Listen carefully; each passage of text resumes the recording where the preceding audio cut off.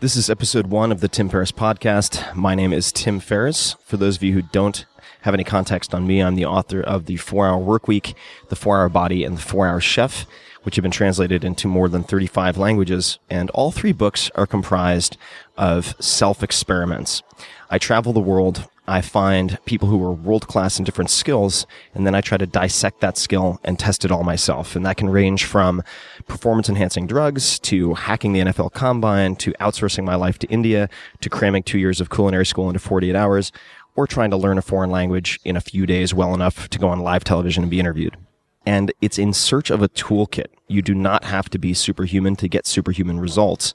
And to that end, this podcast is going to be a lot like Inside the Actors Studio, but not limited to actors. We will have in-depth conversational interviews with actors, investors, hackers, professional athletes, black market chemists, and everybody in between. It'll be very wide-ranging, but covering it all is really the 80-20 analysis. And in the process of speaking with these people, we'll try to suss out what are the critical few things versus the trivial many. What are the 20% of tactics, philosophies, principles that they use to get 80% of the results they've had? And there should be a lot of actionable bits hidden in there, or not so hidden in there, for you to use in your life, or at least to inspire you. So it'll range from tactics to strategies to philosophies to motivations that they use to become the best in the world. Without further ado, I would like to introduce you through the interview to our first guest, who is Kevin Rose, a very good friend of mine, a world-class investor and entrepreneur in his own right, and his thoughts on investing translate to many different areas in life. So I hope you enjoy it, and thank you for listening. Optimal minimal.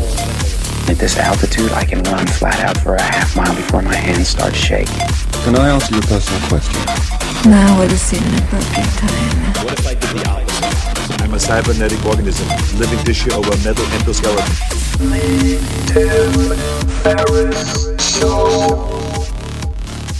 All right. So, all right. Let's start over. This is experimental. We're figuring it out. So, Kevin, would you mind doing the honors? I'll do the intro as long as you promise I don't have to do this every single time. You do not. Okay, thank you. Once it's recorded, I can just use it repeatedly. Tim, talk, episode 1. Welcome, everybody. Sexy and smart, ladies and gentlemen. This is not Tim Talk. We have to think up a better name. I know, for that the was the original joke name. I do like the idea of calling it T4. T4. Which stands for Tim Talk, but it cannot be. It also sounds like a Terminator. It sounds like you're like hardcore like that. T4 or T4. thyroid hormone. The less active form. But that's too boring. Nobody knows that. So, everybody out there, this is Tim Ferriss, author of a few books that all sound like infomercial products. You'll see after the rotisserie chicken at 3 a.m. This is an experimental podcast. I have my good friend Kevin Rose with me to make it a low-stress, no-stakes experiment for my episode 1. Thank you, Kevin. No problem. You know, it's funny, you said that we should do this, and I said, why do you want me as your first guest? Because we do the random show together, which appears on your blog from time to time. That's right. And it's like, I think your audience would be like, oh, this is just the random show on audio. Oh, it's going to be so much better. Number one, because the audio is going to be incredibly impressive. High bit rate. High bit rate. Love Assuming that. I don't mouth the mic and screw it up with my spittle. And I'm going to ask you questions that I normally wouldn't ask you on the random show. Yeah. So as well. One thing I wanted to ask you is like, why did you want to do this? What's the inspiration behind this? So the inspiration behind doing this is multifold. Number one, over the last year, I've had a chance to be on a couple of podcasts that I really enjoyed, like the Joe Rogan Experience, Mark Maron, WTF podcast, Brian Callen, Adam Carolla. And I really enjoy the longer format, having the time to deep dive and also be really informal. I assumed it had to be very produced and edited and involved a lot of labor after the fact. And with, for instance, the Joe Rogan Experience, I was able to see that it can be done really easy, casually, and still be fun for everyone involved. I have a great time as a participant, and also seemed like over the next few months, I'll be doing a lot of travel.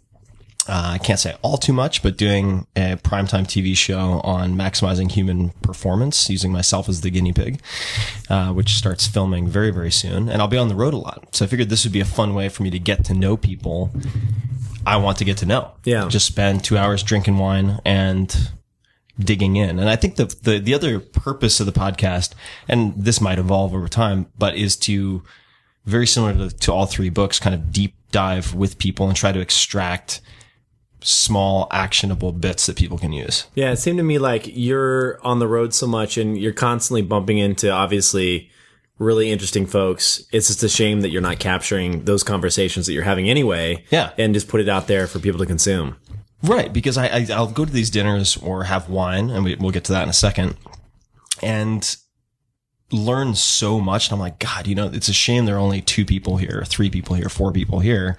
Nothing super confidential was said. I mean, it would be amazing to just offer people the opportunity to be a fly on the wall listening to some of the people I bump into who are far smarter than I am.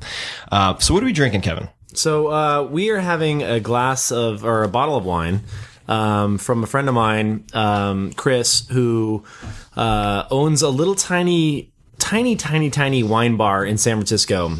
And when I mean tiny, I mean you can probably fit like 35 people in the entire place. It's a little hole in the wall down an alleyway. It's actually where I met my wife for our first date. I didn't know that. Yeah. It's called Hotel Biron, Biron. And if you're ever in San Francisco, go there, say hi to the owner. His name is Chris if he's there. And tell him that you heard this on Tim Talk Talk, and you will get a discount. No, I'm just kidding. But you probably could say that. He probably would give you a discount because he's a cool guy like that.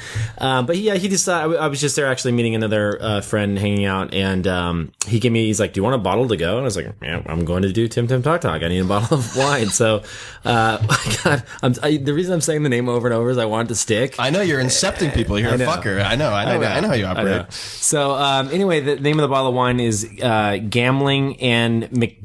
As in Scrooge McDuck. Scrooge McDuck. The thing is, what you'll find there is that he's a fanatical, like kind of crazy wine connoisseur that likes really rare, obscure wines and great stories. So every wine that he'll pour you, he's like, "Oh, I got this crazy story. I met this winemaker, blah, blah, blah. They live in this little region and I like it because it's really obscure, hard to find grape." And it's not really expensive wine. Like you'll go in there and like that, they don't have like multi-$100 bottles of wine. It's like standard, just good prices and heavy pours.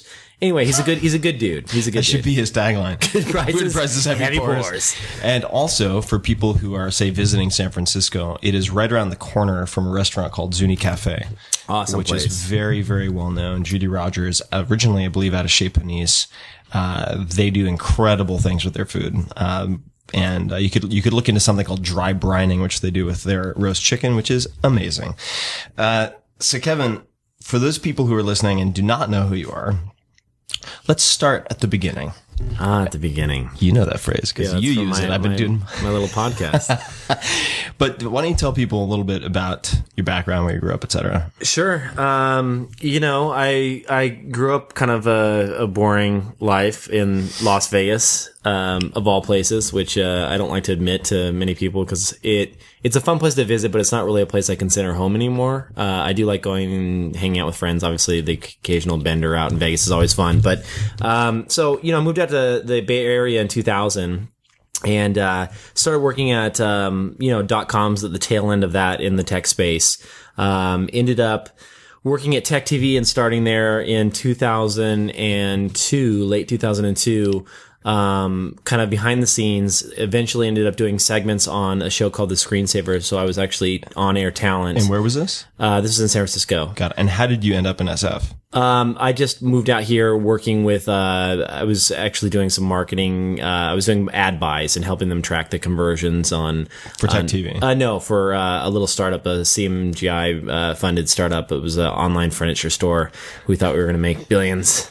But it turns out people don't like to pay the shipping for really heavy furniture on the internet. So kind of like kettlebells. Yeah, it didn't work out. Yeah, it was very heavy stuff. So, anyway, ended up hosting a television show, on the Screensavers. The name of the show was called The Screensavers on Tech TV, and then started, my own first startup, which was called Digg, which is a social news site. And that grew that to a pretty decent size. Started a couple other companies, ended up angel investing, sold a few companies, got acquired by Google. Long story short, had a big, long, 7, 8, 9, 10-year run in the tech space, and then eventually ended up as a venture capitalist at Google Venture. So I'm a VC there that is funding companies and helping find the next big thing. That was very efficient self-introduction. Thank you for that. No problem. Couple of questions. Well, actually, I should give some background, I suppose, or just my personal views on things, since that's, I guess, part of the podcast. I think you're one of the best product guys in Silicon Valley, meaning your ability to not only conceptualize and come up with product ideas, which you do all the time, and then you just give them away or drop them or whatever. But you come up with like a different company idea that could work ostensibly, I think, every week, just about. And you're also extremely good at betting on the right horses. And of course, no investor is 100%. I mean, they can't bat 1,000, but what do you think makes you good at that? I mean, because I think many people would share that same opinion. You're good at guessing what's coming next or predicting what will pop or what will not pop. Is that just genetic ability? I mean, you're like, LeBron James of angel investing, or are there characteristics that you see in yourself or in other people who are also good at it, that you can explain? That's a great question. I think that, for me, I can remember, analyzing people and trends all the way back in high school. The first time I remember it, I remember there was this one kid in my class that, he wore a fluorescent orange jumpsuit to school. It was like a garbage man, like what the garbage man would wear, Or an inmate. Yeah, or an inmate. Exactly. And so he was wearing that, and I remember everyone thought that was the coolest thing. Yeah. And everyone's like, oh, he's got that jumpsuit on and blah, blah. And like kids started going out and like literally buying these. You could buy them. They weren't made by Dickies, but a very similar brand. Yeah. And they sold them. Actually, I think that maybe they were made by Dickies, but they sold them at Kmart. And so kids started buying them, wearing the high school. And I remember at that point, I realized that there are certain very early adopters, like tastemakers. I was like, if you could only, like, this person can spread a trend. And at the time I was thinking about fashion. Right. Cause like this kid was like considered by many other classmates to be like the cool kid. Right. And so once he did something, he would influence all these other people. And so I started thinking about, like, it just made me think, like, what could I make that he would think was cool? And then it would spread throughout the class. That was like what I got excited about. Yeah. And then I just realized that I kept coming up with all these ideas. And I've always been the kind of person that just like starts to think about, and I think it was honestly, it was just something that actually hurt me in school, because I was always daydreaming about different things. And I actually got really crappy grades and just like, didn't do well in school because my mind was always someplace else. Yeah. And I think that it was always, once I got connected up with computers, and I got really into computers, it was always about what I could build with software. Mm-hmm. And so, I built a couple little things that I launched as shareware and had on shareware blogs and stuff like that, and made some money. And then it kind of clicked that, you write this software once, you charge for it, and you don't have to keep paying to have it made. You can just make more and more copies. Money while you sleep. And it was insane, And so like that clicked. And then I started thinking about like, what are the things that I would like as a consumer, and that I feel could spread and like really take off. And then, it was kind of like analyzing these companies and looking at these different things and seeing them and being that early adopter where you want to play with everything. I think you have to have like a natural, the number of apps you have on your phone is incredible to me. You have to have like a natural curiosity. You have to like say, okay, I want to like, I get excited. I get a hit of like freaking dopamine and like my like flutters in the stomach when I see something that is new and original and has never been done before. Yeah. And so like, I feel that. What would be a few examples of that? Well, I think that, what are a few companies you've invested in or missed for that matter where you got the flutters in your stomach? Well, I mean, so Twitter, for example, it was very early days when I invested in Twitter, and you were shortly thereafter. We were both investors early on. 2 weeks later, I managed to come in after a round of financing close. you got screwed. Well, the person selling it to me was very smart, very shrewd. We got two very different valuations. I got really lucky on that one, and Tim kind of got screwed. But the thing is, like, when you were looking at Twitter, there was two things that really caught my attention. One was that Jack Dorsey, the guy that created it, had created a model that was not about mutual friendship. So up until this point, it was about, Facebook and MySpace and others, you had to send a friend request and someone had to accept your friend request. And that's the way that a social relationship happened on the internet. Jack was smart enough to think like, hey, well, maybe it doesn't have to be like that. Maybe you can tail and like kind of like follow someone that you don't actually know. And so when he created that, I remember thinking like, wow, this is crazy. Like there was a bunch of like influential people that started to sign up, and I was like, I can kind of like peek over their shoulder and kind of be with them on this journey that they're going on and like watch what they're up to without actually knowing them. And I was like, wow, okay, what if celebrities actually figure out how to use this thing? And it's really easy because all you have to do to tweet is send a text message. And then, you saw a celebrity or two sign up and I'm like, okay, this is going to be pretty huge because if this keeps happening and more celebrities sign up, it's going to be their platform because they don't know how to blog. They don't have it's low labor. It's low labor, like the barrier to entry is extremely low. You can misspell everything and it can be 2 sentences and it's still like content, right? And so seeing that and then also figuring out that a follower count wasn't portable.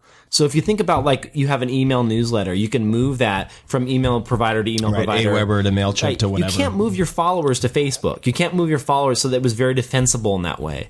And seeing those couple things and thinking like, okay, well, this could be something. And again, I didn't know. It was just like, it was a gamble. And a lot of angel investing is for me is going on your gut. And so I placed a bet and just happened to win there. But like, I think that for me, it's like hopefully finding an insight like that.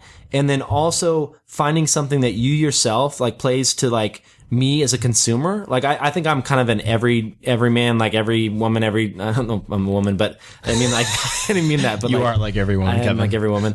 But no, seriously though, I think that like, I kind of feel like if it's something that will appeal to me and I can see myself using it on a daily basis, like I'm going to open my phone to do this 2 to 3 times per day. Right. It could be a big deal. And I think that like, that's what I look for. That's when I'm trying to, find the next Instagram or whatever it may be. It's like, I'm looking for something I'm going to use on a daily basis. Something that's going to sit in my, there's like 20 spaces on your iPhone in the default screen. Like, what are one of those icons going to be? Is there going to be something that's that prominent, that is that important that it will take up some of that real estate, some of the default real estate on my home screen? What are some examples of, and we'll talk about a lot more than investing, but I think it's a good way to look into how you think about people and companies and just creation in general. What are examples of companies you've invested in that other people did not invest in, where you were not necessarily investing alone, but going against maybe the consensus? And why what were the factors that led you to decide to go in investments that worked out? We'll also talk about ones that didn't. Yeah, I mean, I think that there's always investors that say no, including myself, and a lot of things that actually end up being really successful. So you can't really blame somebody. It's like, I feel like, and I'm sure there's this case for you. It's like you look at, 20, 30, 50, and now as a professional venture capitalist, like hundreds of deals per year. Right. And you're going to say no to a lot of winners out there. So, it's for me, it's like, I don't feel as though I've gone into something into something that like totally has, everyone was against, because there's always somebody willing to invest in that startup. Sure. I guess a startup where it wasn't the like hottest girl at the dance of the moment. Cause you know exactly what I mean by that. There are some deals where it's like everybody wants in, everybody thinks it's amazing. Not one of those deals. A deal that was, had less hoopla surrounding it. Yeah, I mean, I think that there's been a few of those, not too, like within the last even year and a half or so. I've gone into a handful of deals that are now starting to work out. Like Nextdoor, I think is a great example. Yeah, of one that I invested in maybe a year and a half ago. That we both invested in. Yeah, so it was like, it's a neighborhood social network, and I think that there was a lot of people that were like, I just, I don't know what that's all about or what it means, and for me, it's funny. It's like, I don't want to come off on this podcast sounding like I'm a know-it-all, because like I've been wrong on a lot of deals. Yeah. But like every once in a while, you kind of like see a market before it's about to happen. And then sometimes you just miss it altogether. Like Pinterest, I had an opportunity to invest very early on, saw it, liked it, ended up passing, and I'm kicking myself every single day. Right. But, next door was one where I saw it and I was like, okay, well, this is connecting neighbors on a very social level, which I like because it's something where in San Francisco and big cities, we don't know our neighbors. It's not like you can walk across the street and be like, oh, hey, Jem, how's it going? You might know one house in any direction, but not 2 or 3 houses. You don't know who those people are.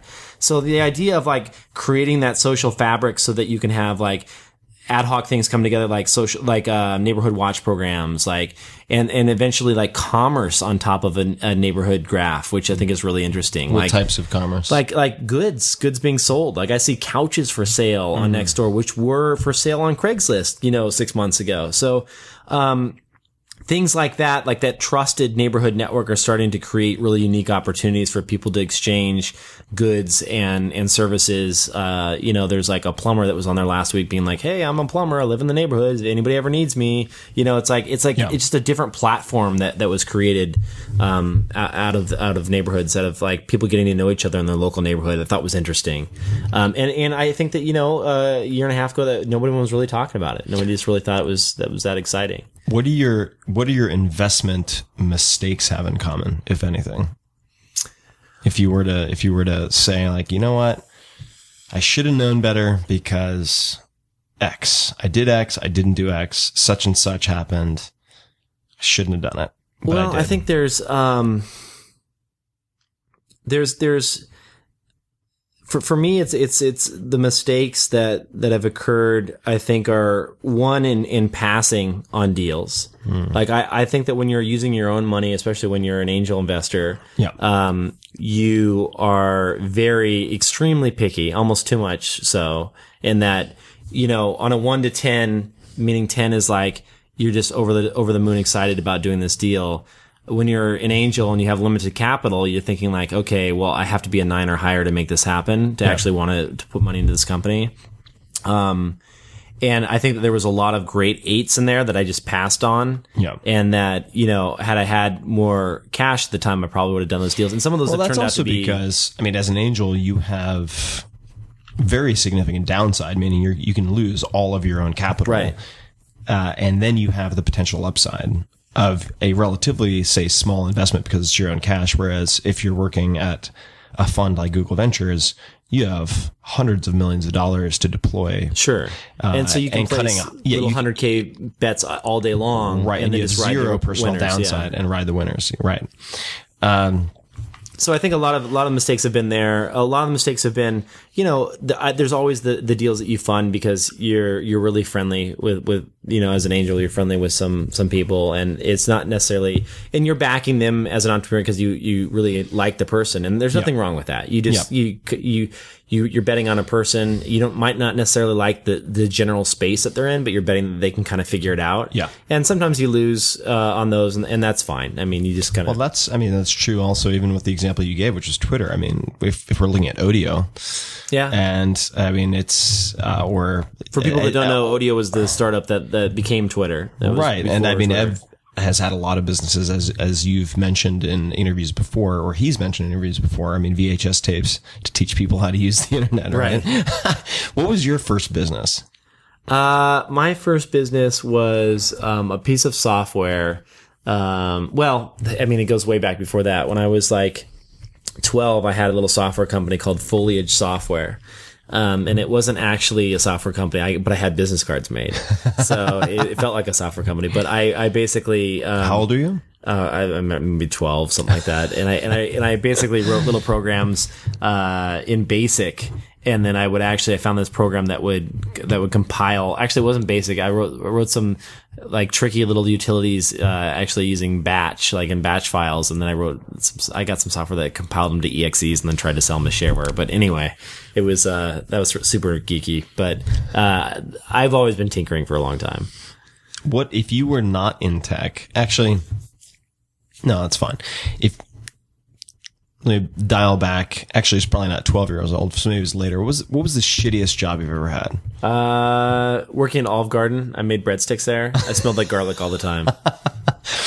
I think it's important. This is something a mutual friend of ours has said as well, Chris Saka, that I think it's important to have had at least one shitty job, preferably in the service industry. I don't know. I think it really teaches you a lot about yourself and service and humankind in general. So you were making the breadsticks in the back. Did you ever have a like busboying or waitering job or anything like that?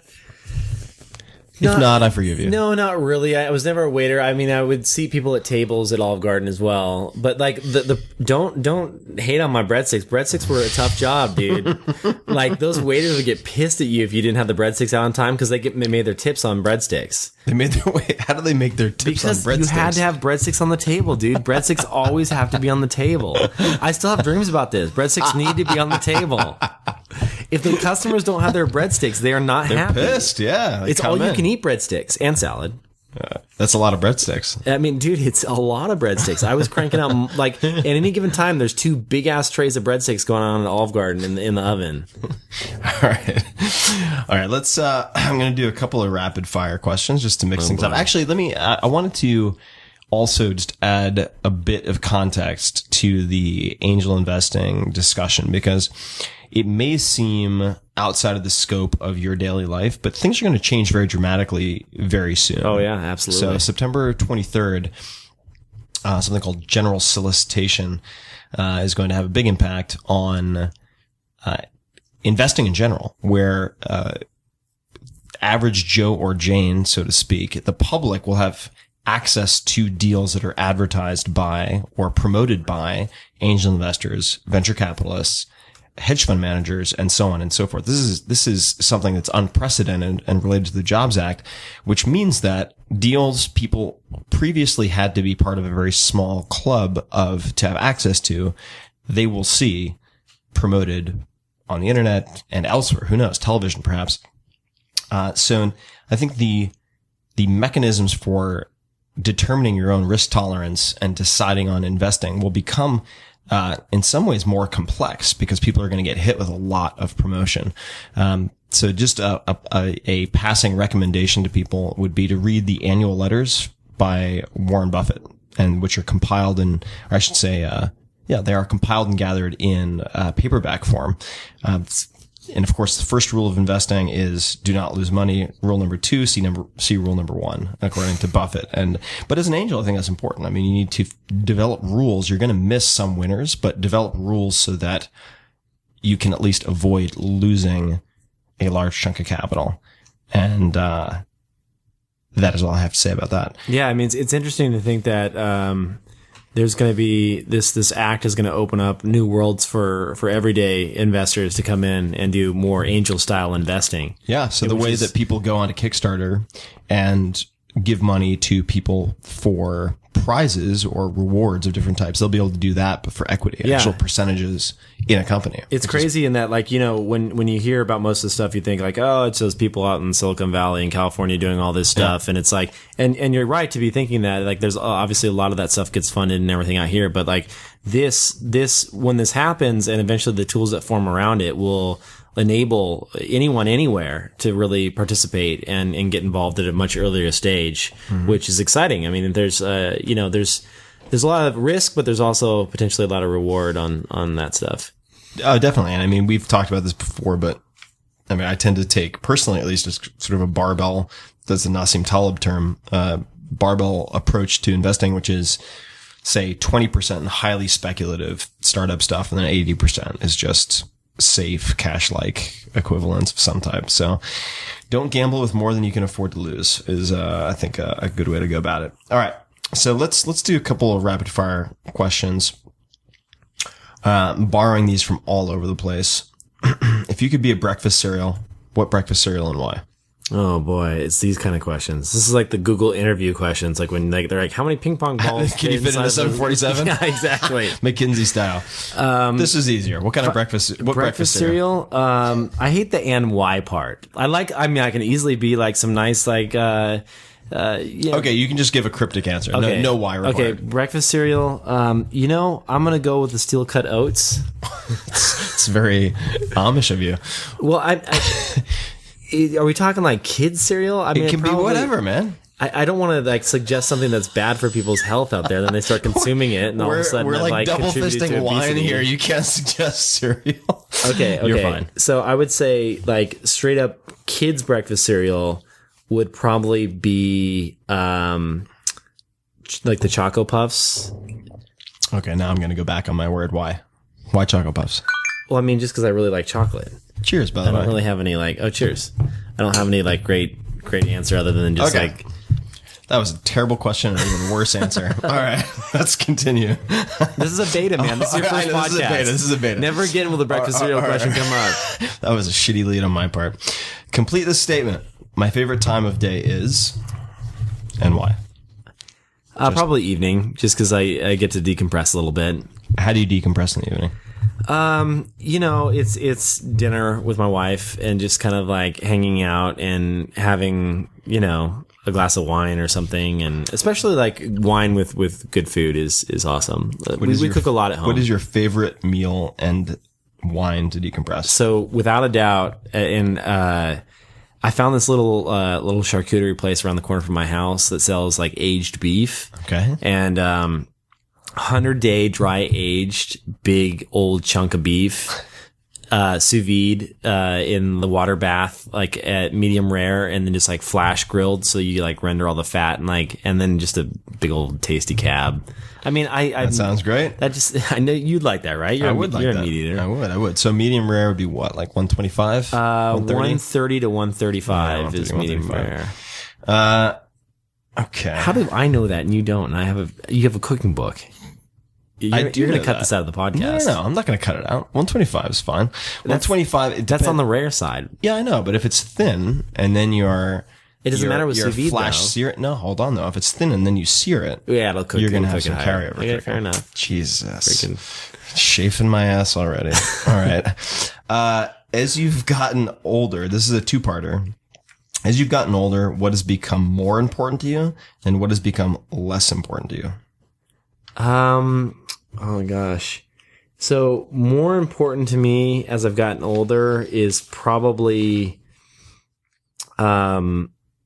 just honestly time to like stay in shape.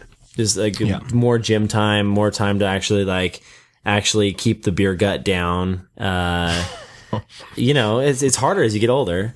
And less important, I would say, is like some of the hardcore tinkering. Like I used to like to build computers from scratch. Yep. I just want my computer to work now. I put freaking OS 10 Mavericks on my laptop, which is like the beta version of OS 10. And, it's crashing shit. And I'm just like, are you kidding me? Like, what am I doing? I'm like, I don't know why I had to have it, but I did. And like, now I can't even like write an email. My browser locks up. So, I think I just, you know, it's like the get off my lawn. Like, Right, I want shit to work, grandpa, I period. just want shit to work. But, you know, it's weird how that happens. Yeah. I have the same thing. I mean, there's a point where you feel the scarcity of time. Yeah. And the value of time increasing because you start seeing gnarly shit happen to people or like friends dying or Oh, I know. That's the scariest part, man. Whatever. Is like it freaks you out. I didn't know anyone. And then you're like, you know what? I'm not going to spend a week figuring this like beta out. That's bullshit. I just want this to work. You know what's funny is when you're a kid, like you just don't know anyone. You think like everyone's just healthy. Right. And then all of a sudden you become an adult and like, you know, I've had some really bad experiences and then like I've seen friends of mine that aren't that older that like, you know, a good friend of mine's wife has cancer now and like he's only a few years older than me and I'm like, that's scary as hell. Yeah. So yeah, you start to value time a lot more. Who's the first person that comes to mind when you hear the word successful and why is that? Successful, I would say that, you know, I think that it's Philip Rosedale is the first person to come to mind. Philip's awesome. Do you want to tell us a little bit of so people know who Philip is? So it's interesting in that it's weird that actually when I think about that I would pick Philip, and the reason being is that Philip. So thank you for the wine. I wonder if that's picking up by the speaker. It sounds like you're like. I'm aggressively pouring. So thank you. picked up by this by the mic. So Philip created a virtual world back in the day that was really popular, way before its time, called Second Life, and it became extremely popular. And later, like all internet things, eventually declined in usage because it just wasn't as cool as it was when it came out. And he then went on to start a company that he tinkered around with a handful of different things that didn't quite work out. And now he's on to his next thing called High Fidelity. But the reason that I say Philip is that success in my mind doesn't necessarily mean like huge IPOs and exits and things like that. The thing that I like about him, and I shot a couple of video interviews with him on my series on Foundation that you can search Philip Rosedale Foundation on Google and find. But Foundation.kr. Foundation.kr. But the because thing, you let the .com slip. No, yeah, right. Foundation.com was not available. The .net? Which one did you lose? It was .biz or something like that. I let .kr slip, but I got it back. Okay. So anyway, the thing I like about Philip is that he is such a rare person to discover. I feel like I'm lucky that I even know him because he's a big thinker. He's a crazy mad scientist. Yep. When you watch his interview, you realize that his ideas and his passion and just where his head takes things is so unique and so big picture, like bigger than you could ever dream up on your own. Like when you think of ideas, we're like, oh, wouldn't it be better if there was a better way to keep our, and it's something like super stupid that you want. Like, I feel like our ideas are like, just improvements of of something that's already incremental, like pre-existing, like little problems that we have that like my toilet paper runs out. I'd like to get a notification. Like it's like dumb stuff, right? You talk to him and like you realize that like he is thinking about things like virtual economies and like currencies and using your iPhone as a miniature computer while you're sleeping that does little virtual tasks and assists people like in other places. And you're like, dude, they will someday when you finally have that moment, that idea that is the right idea at the right time, when it hits, like they will write books about this guy and movies about this guy.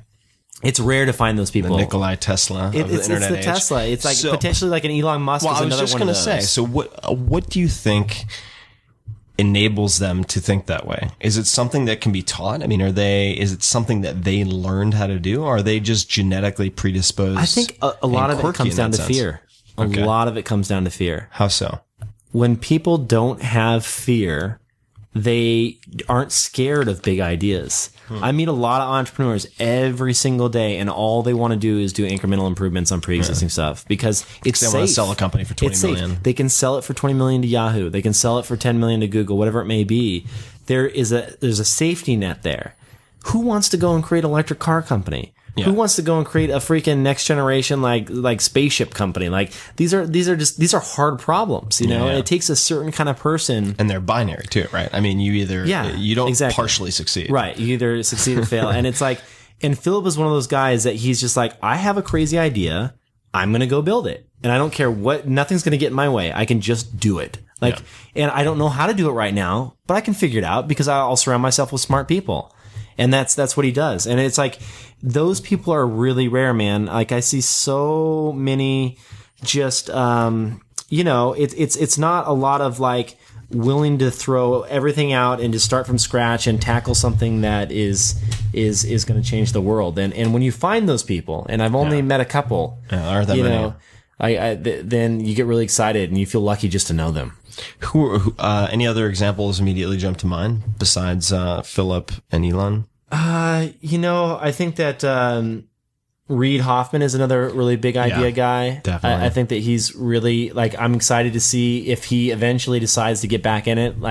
He's chairman at LinkedIn, and if he ever decides to go and tackle something like what that will become. Do you have any idea what Philip, if he did, I don't know his educational background, but did he finish school? Did he study anything in particular? Yeah, I mean he's like super hardcore like machine code. He is computer science guy. Okay, because I mean I don't know if he dropped out or not, or if just he got trying his to see if there are any commonalities. Because I mean Reid, many people don't know this, but I think he has either a master's or a PhD in philosophy. I mean, very big thinker, as you know, is regarded as one of the oracles or the oracle of Silicon Valley. I mean, the guy is brilliant. Yeah, absolutely.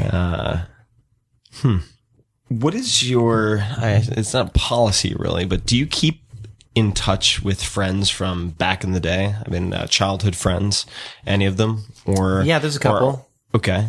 So, I mean, that's been, I'd be curious to hear what your experience has been as you've had more and more, success in various ways and entered new peer groups and so on and so forth.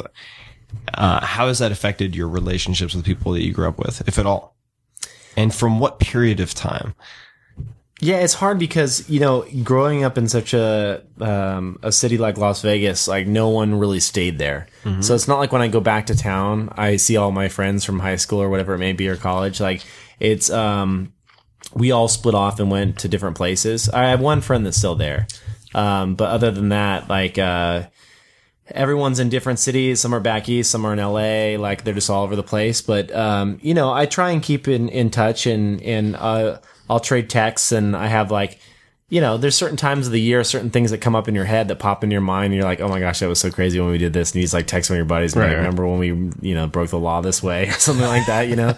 So there's that kind of stuff. But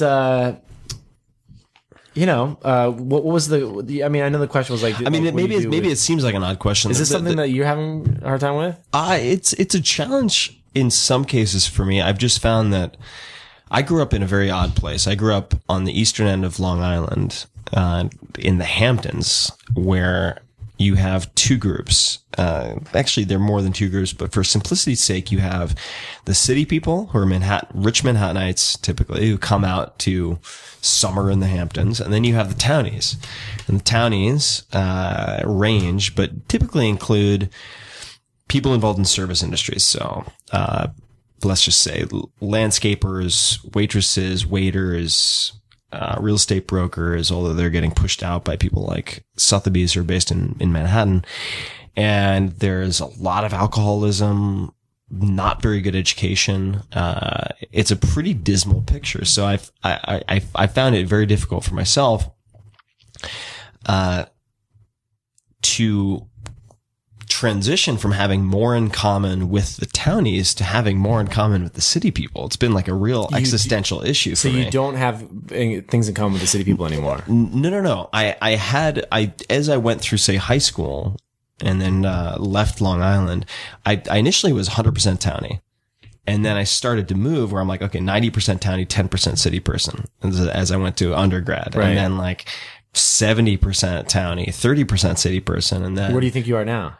I can empathize with the city people now, and I feel like I'm opposite, and I feel like I'm straddling both, right? So it's like that's weird. So to me I go now. back, and it's like I have some of my closest friends who have died in the last 2 years of drug overdoses. That's crazy, and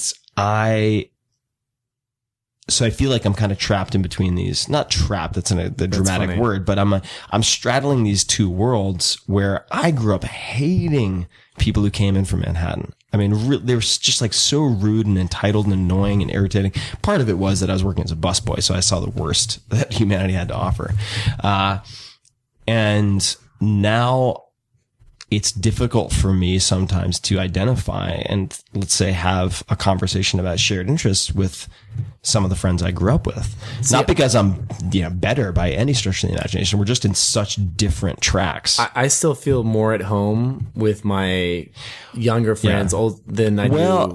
I feel like a fish out of water in the Bay Area. Well, okay. So I would caveat what I just said with the fact that I left Long Island to go to, actually petitioned my parents to do this, to go to boarding school in New Hampshire.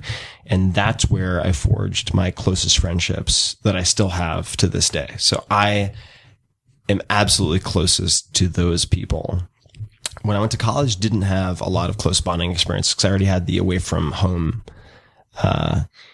scenario, but it's, I don't feel like a fish out of water in the Bay Area, but it's proven harder to develop really close friendships, I think.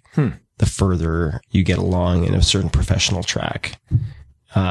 Not always. I mean, I do have close friends in the Bay Area, but not to meander too far. But it's something that I've seen some people have a lot of challenges with, and other people don't have any with. Yeah, I think that for me, I grew up in a pretty lower middle income family, and Me too. I feel that that's always felt at home, and I have a bunch of really crappy '90s tattoos, and so what's your worst tattoo? Can you explain to someone? Like freaking flames on my leg. Like I've got really bad tattoos. They're in the process of getting removed. But the funny I thing will is, pay you $10,000 if I can put a tramp stamp on your lower back. I'll give you 20, and we'll do the same thing. You'll give me 20 if I put a tramp stamp on your lower back.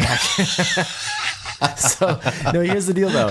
Like I feel like I just like I feel at most home with like people that understand that because I go to the gym. I go to this like really like meatheady gym, you know. That's perfect. And like yeah, dude, I'm surrounded by dudes with really crappy '90s tattoos. They have and I'm like I feel at home here. They have like Tasmanian devil tattoos on their arms. Like, oh, what's up, bro? Hell yeah, like it's the best.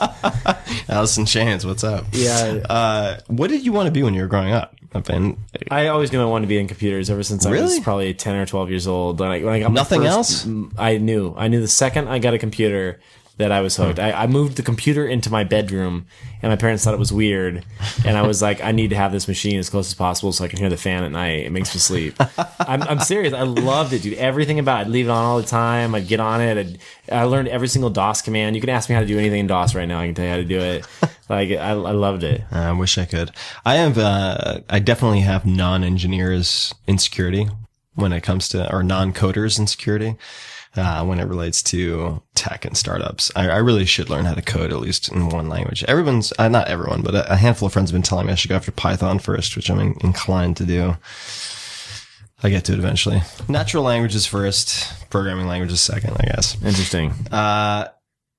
Outside of computers, if you could study with any expert in the world, who would you study with, and what would you study? I would probably pick some type of meditation guru. And I know this is totally doable, but like, I think that like the issue that I have now, is that I feel that all of this computer, like the computers and the constant like stimulus and all this, like, you know, I don't know about you, but like, there's no such thing as, it's extremely blurred, the personal time versus work time. And so like, you know, I'll be at dinner and like, you know, it's not as bad because Daria makes me shut down the laptop at dinner, but like, you know what I mean? It's like, it bleeds into everything that you do. Sure. And so because of that, I feel like my brain is being slowly scrambled. Like I feel like your it's brain is always being on edge. Fragmented. It's being fragmented.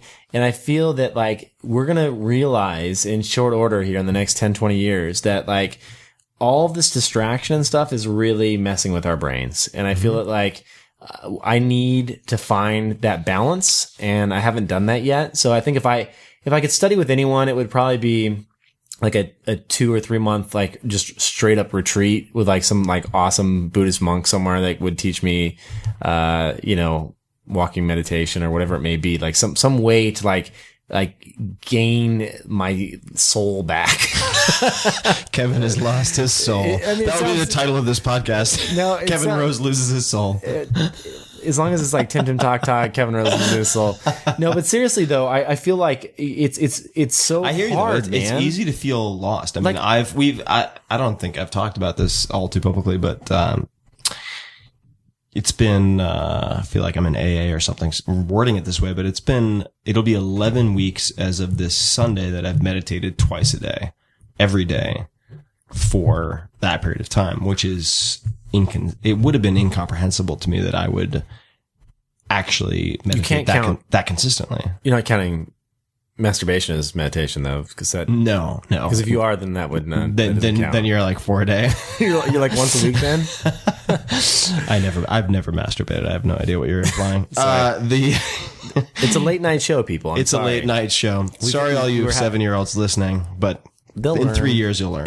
I'm not counting masturbation. Is this a late night show though? Seriously? Because like we talk about we can talk more about whatever vulgar stuff. Yeah. What do you want to? I mean, I don't have anything else I want to talk about, but like talk about penises. What's going no, on? I don't want. There's nothing else. I was just worried. You always I'm talk worried. about penises. Just might as well admit it to everybody. You know what I heard?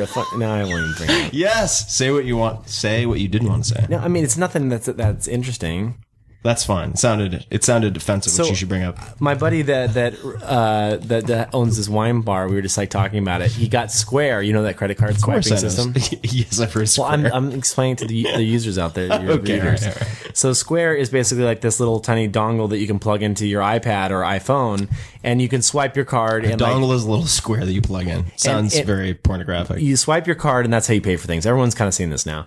So basically, he was telling me that 30% of his signatures, like you know how you have to sign the iPad with your finger, like you sign your name, 30% are penises. He said, that is awesome. I'm going to start doing that. Because then if the credit card company like, is this your signature? I'm like, what the fuck do you think? It's a penis. And of course it's not my signature. I see more scribbled penises than like, he's like, you even believe. He's like, people are drunk and they just sign a penis. I thought that was pretty funny. That is awesome. Why have I never done that? I don't know. I'm embarrassed to admit that I've never signed with a penis before. So if you go there and you see Chris and you get that discount, sign with the penis. Sign with the penis. So speaking of balance, technology, and so on, so I don't count masturbation, just to come back to that. 20 minutes a day, twice a day, transcendental meditation, blah, blah, blah. I'll talk about it more another time. I want to focus on you, Kevin Rose. Technology. It does cause a lot of blurring. So you get this work-life blending instead of balance. What is one technology you think you could live without? Or two? Television. Absolutely. Television. Okay. Except for football. Okay. And now, what if we count? Now, let's just say, because there are a lot of self-righteous San Francisco techies, and I'm sure they're elsewhere, who are like, oh, I never watch television. I don't even have a television. And then they watch 5 hours of fucking YouTube every day. Right. And that's just ridiculous. Yeah. You can't say you don't watch television. TV. No, that's fine. But if you're watching like jaguars attacking crocodiles and like kitten videos and fucking parkour for 4 hours on the internet, like it's the same thing. Yeah. So, I mean, if time wise, yeah. I mean, they talk about how much like the average American household watches TV. Yeah. And like, don't get me wrong. I do enjoy a great movie. I enjoy a mini series like, you know, Battlestar Galactica or something like that, but only once it's been a few seasons in and people are like, oh, you got to see this. Yeah. But like, rather than that, I would rather spend time working on businesses or building my own stuff. I think that's like one of the key, you were talking earlier about like traits that entrepreneurs, like successful entrepreneurs have. And like, all the great entrepreneurs I know, like they work, their projects bleed into their personal life, and it's sad, but it's true. Yeah. And they're focused on that. And so like, you know, when I was building some of the companies I built in the past, like it has always been about cutting out that type of stuff. Yeah. Like figuring out where you can prune and cut and create more space so that you can actually have the time to put in the 10, 12 hour days. And it doesn't feel like it, especially when it's something you're really passionate about. It doesn't feel like you're putting in that much time. But like you can't expect to be a successful entrepreneur just working at 9 to 5. Like it just doesn't work that way. And you know, just to address a common, I think, misconception with the whole 4 hour shit that is it. Everyone's gonna be. I know. The second I said that, they're like, "Oh, Kevin's right." I know. Tim Ferriss, what the fuck? So let me address that.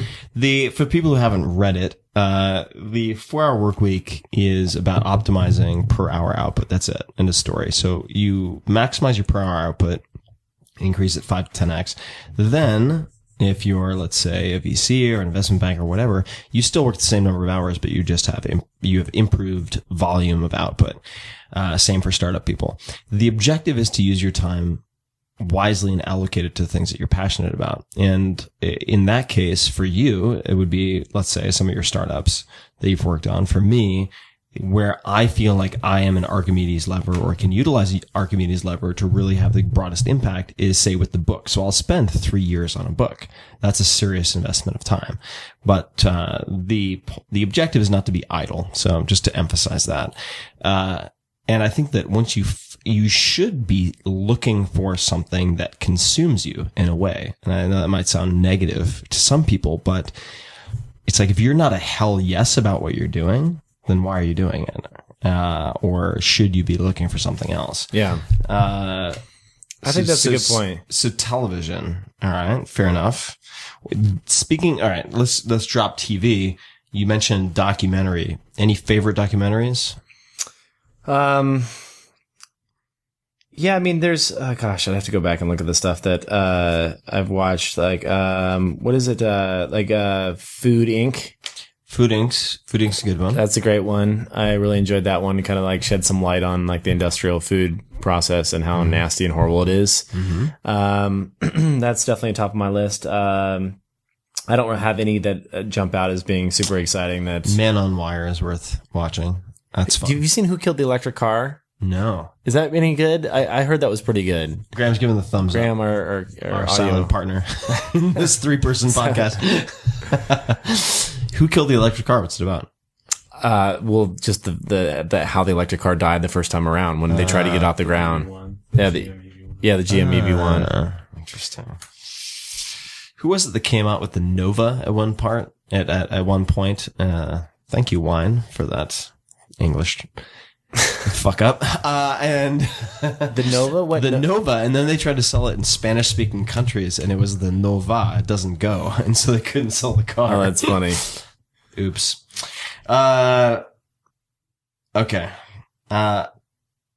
If you could stop the clock and live forever at a particular age, what age would you choose and why? Man, that's a good one. Probably, I mean, that's a good question because obviously you don't know how things are going to feel in the future, but I would say as far as like my general I'm sure your joints and muscles will improve as you get 24. older. Spunk, eh? I was thinking your spunkiness and just ability to recover from. You're doing a shitty job on your wine. Dude, I told you I had two glasses before I got here. So no. I'm not trying to be an enabler. I'm just saying you're doing a shitty job on your wine. If you're trying to promote alcoholism on your first podcast, it's a little hardcore. I'm waiting for the alcohol brands to sponsor me for my third episode. Yeah, so what was the question again? You want to know? Any age, where would you? 24. 24. Okay. Yeah. That sounds about right. I think the 24, I mean, your mid-20s are kind of like your prime, right? Yeah. I think that's physically. What are some of your pet peeves? What are things that drive you insane? Pet peeves, one of the things that drives me insane is that I feel as though in our industry, there are a lot of people that are tech, that aren't really direct. It drives me nuts when people beat around the bush. And really, you just need to say the truth because, like, even though it's painful and it stings now, at least people know where you stand. Yeah, and it saves everybody a lot of time. It saves everyone a ton of time, and I feel that that's like. What would be an example of that? What circumstance? It just feels that, you know, I see this all the time, and even my world in the venture capital world, like a lot of people will say, I recently changed the way that I say no to people now. This is of great interest to me. I would say that the majority of the time, like venture capitalists, when you go out and you're an entrepreneur and you're looking to raise some money and, you know, you meet with someone at a VC firm and they sit down, they say, oh, show me your idea. And then you go through it. And then typically you get an email 24 to 48 hours later saying, this is how we want to proceed or not proceed. And oftentimes the email on not proceeding is like, you know, I talked with our partnership and I don't think it's a good fit at this time. Or, you know, I'm so busy with my current investments that I don't think I have time to take on anything new, but thank you for your time. And like, let's talk in 6 months or whatever. It's such BS, man. It's soft maybe / it's no. A soft maybe. And it's just like, I was like, it's funny. I just, the other day I was sitting there and I was writing a no, like saying no to someone email, which for me in the past has typically been like, you know, thought about it, really don't think it's something that we want to invest in. Thanks, but I'd love to talk to you in the future, blah, blah, blah, right? The typical one that you read everywhere else, right? Yeah. And then, you know, I just started thinking like, gosh, there's gotta be, I'm going to try and be very direct with the entrepreneur and just like see what the response is like, because I feel like that's just like, I might come off as a dick. And that's the worry, right? The concern is that you just come off like you're just being a dick and they shit talk you out other places. But you know what? Blah, but I think that like at least people will be like, you know what? We know where he stands. Yeah, exactly. And so I tried it for the first time last week, actually. And the entrepreneur wrote back and he was like, Dude, thanks for being honest. I appreciate it. What was your wording? I'm curious because this is something I think a lot of people battle with. How to say no. So I liked the idea. I thought that the space was generally really boring. Yeah. I didn't know how big a business it would become. I thought that they had decent traction. They were clearly going to get their next round of funding because of that traction. But it wasn't something where I was going to be over the top excited about to answer their emails and get pumped up about, right? And so I wrote the guy an email and I was like, listen, I don't think I'm the right partner for you. I think the idea is sound, but I am not excited about this space at all. It doesn't get me excited. And I just don't think like when you need someone to reach out to and to help you out, like I'm going to be the one that's going to jump back and be the right partner, more or less. And he wrote back and he's like, dude, thanks for the direct feedback or honest feedback. And, look forward to see you next time you're in town because he's out of town. Cool. And it was the first time where I was like, wow, that actually it's also a good founder. And who can take it. I've done that before on working with some engineers. And I feel like it always, I kind of like, I want to start living by that because I think it's the right thing to do. So I think you're a very good communicator. You're also a very good negotiator. I've seen you live. I think both are very interrelated. Do you think you're a good communicator? And why or why not? Let's do that first. And then obviously the overarching question is what makes a good communicator / negotiator? I think they go together. I think that's hard because it's funny. I was just negotiating a car lease today and I don't think I'm that good of a negotiator because this guy just like mopped the floor with me. Yeah, but you don't give a shit about your car lease. That's why. Yeah, that's probably I've seen true. You negotiate things you care about and you're good. No, that's probably true. So on the communications front, I feel that like, plus that guy's done the same fucking negotiation a million times. He's really good. Those damn cars. He's like, I'm so glad you asked that blah, blah, blah bullshit. Let me now verbally put you in the solar plexus. I literally walked out of the place today, walked down the street, and the guy's texting me like, come back, like we can talk about this. And I'm like, why didn't we talk about this 20 minutes ago when I sat in your office for 45 minutes? Like, he's like, oh, there's wiggle room now. And I'm like, how is there wasn't wiggle room 45 minutes ago? And you brought me like crappy coffee. And I'm like sitting there in the office sweating my ass off because it's hot. Anyway, it was just like, I wish I need to invent a new car startup because like there needs to be like straight, transparent, real talk, like no negotiation. I don't know. There's a lot of car companies out there, but communication wise, I feel that, I don't know that I appreciate the compliment, but I think for me, it's what people have said is that, I don't really, sometimes I get in trouble for this. I always did when I was doing PR at Digg, and I was like, I would just say whatever was the truth and not necessarily the best thing to say, but just really the honest thing. So like when we were having user revolts on our site, when I was running, Digg, it was this very social site. So we had like millions of users revolting against us online. Like, I would get in front of the camera and just be like, yeah, it sucks. Our servers are falling over. We're getting crushed right now. Blah, blah, blah. Yeah. And like, PR would be like, okay, you can kind of like say like this and like, you should word it like this next time. And it's like, I don't know, man. I think like a lot of that too. I suck at it. But that's the thing is like, because people don't trust you if you're reading off a script. Exactly. And that is an old like process, an old way of thinking. Like people nowadays can see right through that crap. And so like literally just, you have to tell the truth. I mean, it's like you just have, whether it sucks or doesn't suck. Like, I got in trouble one time, another time when I was on stage, I was talking about our engineering problems at Digg. Who chastised you? This is board of directors, investors types? This was,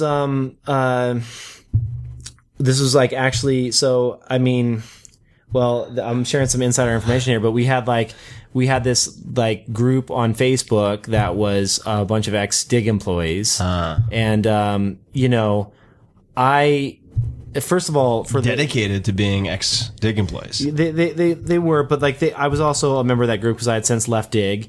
Yeah. And, the blame is definitely on me from the get-go because I'm the one that founded the company. So like I can't really, the buck stops with me. Right. But, I'm allowed to tweak and figure out what I did wrong so I can hopefully avoid those mistakes in the future. Of course. And so I was saying a lot of what I thought I did wrong, including not, like, as Jack Dorsey puts it, in an interview that I did with him, he says that you need to constantly be pruning and editing your team to make sure that you have the right people in the right roles. Yeah. And that's like something that you, as a successful entrepreneur, he has constantly done. That means sometimes having very difficult, tough conversations with employees and letting people go. Yep. And so I talked about that on stage and talked about how I would have done things differently, blah, blah, blah. And I upset a lot of past employees. And I was kind of what like, upset them? well, just that I would put the blame on engineering when they thought the blame was on upper management and blah, blah, blah. And don't get me wrong, the blame was absolutely on upper management. And I think that there's blame to be put all over the place. Like it's like I could point to 1,000 different things that we would do differently next time around. Well, if I were to just try to bring it back to this original question, it seems like you're surprisingly comfortable having uncomfortable conversations. And I've seen you do this live a couple of times where you're asking for things that perhaps other people wouldn't ask for, but that you should ask for. Or you're saying things that maybe you shouldn't say by some politically correct standard, but you do.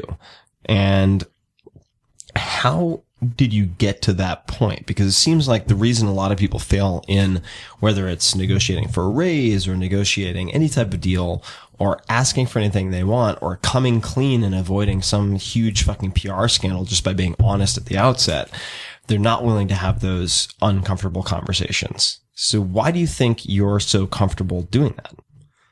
I think it's probably because I want to avoid an even more difficult conversation down the road if I'm caught not speaking the truth the first time around. Yeah. It's a lot more difficult to have the conversation to say like, oh, yeah, I kind of wasn't like fully bringing everything to light in this original conversation. So, and I feel like I don't know, man. Like if you admit your faults, then other people can't point them out in you. Mm-hmm. Do you know what I'm saying? Yeah, definitely. Like if I get in front of, I mean, it's the same thing with like stand-up comics who take the piss. That's a really fucking Commonwealth expression, but make fun of themselves before the audience can. Right. To just like steal the thunder in that way so that they can run the show and do what they want to do. Yeah, maybe that's that. I think, I'd never thought about this before. It's funny that you bring it up, but like, I feel like that's probably the reason why, because I want to say everything there is to be said that's negative so that we can get that out of the way.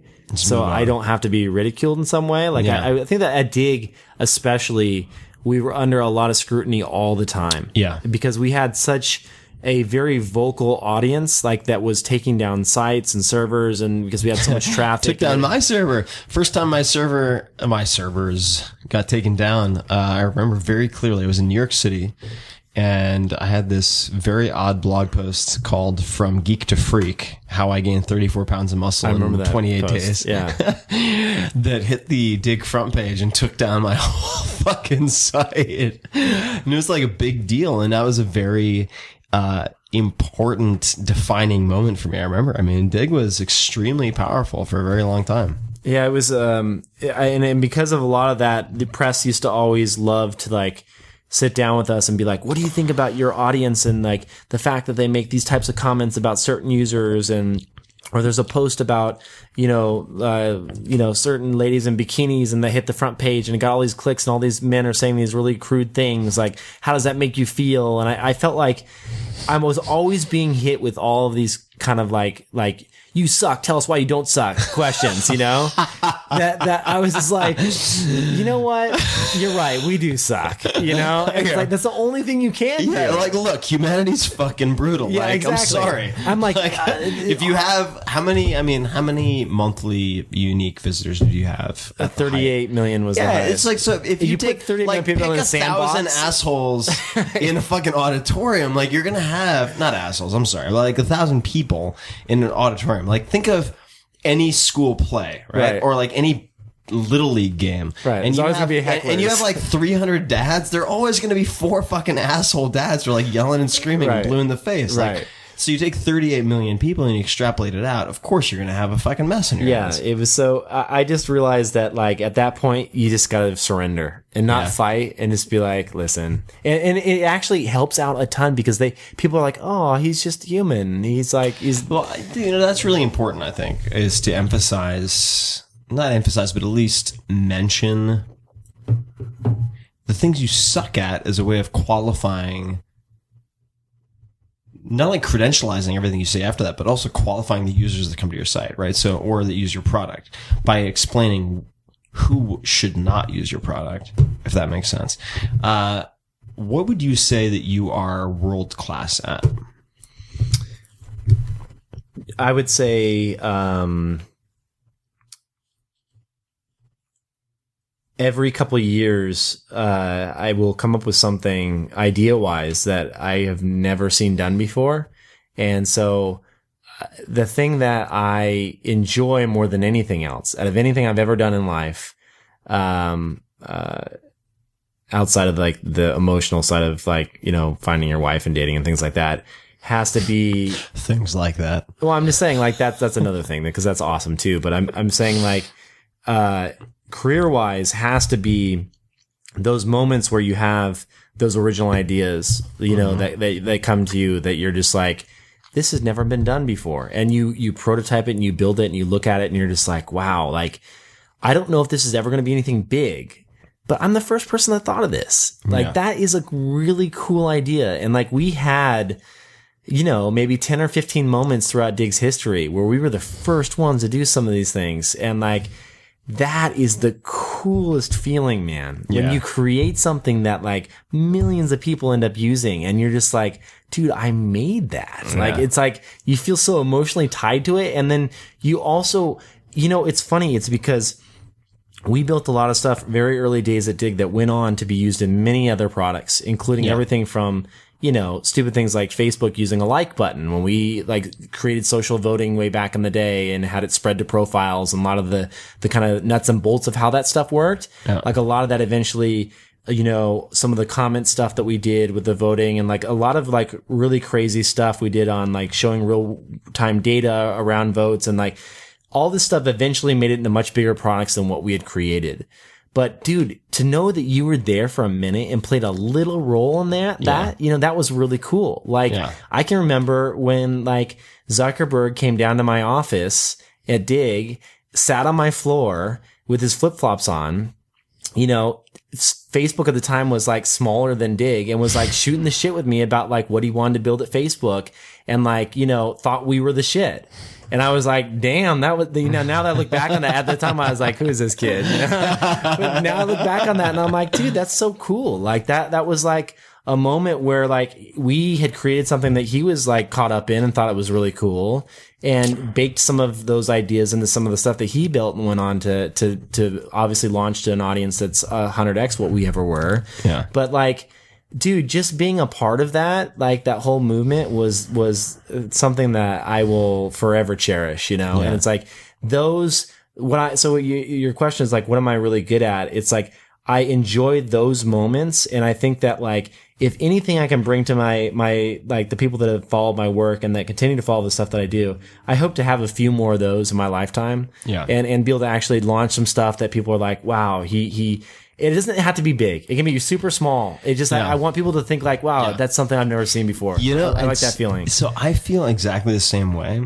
And I enjoy the newness, the inventiveness, the aha moment more than the scaling. And I think it's sometimes to my detriment, right? So you say, look at the quantified self movement and so on. It's like I was at the first meeting, been there since the beginning, did the 4-hour body, published 2010, which means that I was doing research in 2008, 2007, recording data even before that. And did you see with the iPhone announcement a couple of days ago what they're doing? Biometrics? No, not that. The new chip. What is it called? The M7 chip. No. They're building in to a chip. They're offloading all the pedometer stuff. They can tell when you're in a car, when you're walking, when you're running, all that stuff is going to be built on chips, super low power, always on. So it's going to power like a whole nother like suite of quantified self stuff. But like to your point, like you were on that shit a long time ago. Right. And now it's actually like hitting mainstream. Right. Now it's hitting mainstream. So you have, I think people like, Dave Asprey, who's quite smart,